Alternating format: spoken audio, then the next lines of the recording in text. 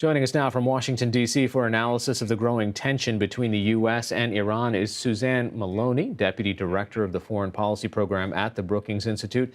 Ms. Maloney, why is all this happening? I think we're seeing a period of intense signaling between the United States and Iran.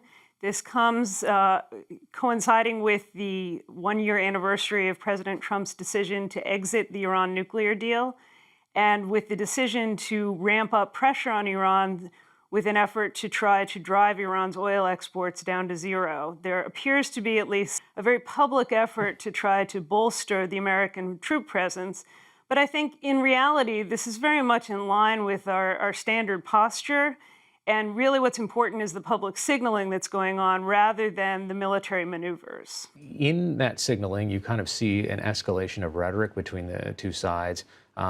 Is our intelligence in the region very good? Are we pretty sure that these threats that we're hearing about and we're preparing for are legitimate? Well, there are real concerns voiced by members of Congress and other groups in Washington about whether or not there is the possibility that the Trump administration is trying to hype the threat from Iran. I think realistically, we know that Iran has been responsible for a number of attacks against American presence in the region over the years. At least 1,000 troops in Iraq have died as a result of Iranian-provided IEDs or Iranian assistance to Shia militias there. There's a long history of Iran's support to terrorist organizations across the region. And there was a real expectation that after the Trump administration walked away from the nuclear deal, that in fact the Iranians might retaliate. So there's reason to be skeptical about what the Trump administration is putting out there in terms of the threat perception. But there's also reason to believe that the Iranians are prepared to make the United States pay a price for the pressure that Washington is exacting on Tehran at this time. Now, does this posturing play to the regime's base? Because there's nothing that unifies people like a shared threat, and seeing, what you could be perceived as a bully or whatever. Look at these guys; they're standing right on our, shores. We got to come together as a country. Well, the conventional wisdom suggests that there will be a rally around the flag effect as a result of American pressure on Iran. But let's be realistic. Iranians have the capacity to resent both their own government and American policies toward that government that impact them directly in their pocketbooks.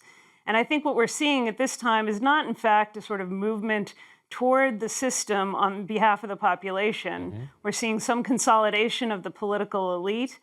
But what we're really seeing, I think, is a period in which the Iranians have very few good options for parrying the American pressure that's been applied, particularly through the economic sanctions. And finally, what happens? Does Iran walk away from the existing partners, all of European countries that are still part of this nuclear deal? The Iranians have been very careful in the way that they have tried to calibrate their response to American pressure. The Iranians recognize that there is very little they have to gain from blowing up the nuclear deal, so to speak, because it would only put them under greater pressure from Europe and others around the world who might be in a position to help support them. And it would eliminate or at least reduce the sense that they have something of a moral high ground, which of course is a rarity for the Iranians. So they've been moving very carefully, but it's not inconceivable that we're going to see ourselves on a slow road to a much more intense nuclear crisis with the Iranians, even at the same time that we're dealing with something similar with the North Koreans. All right, Suzanne Maloney, thanks so much for joining us. Thank you.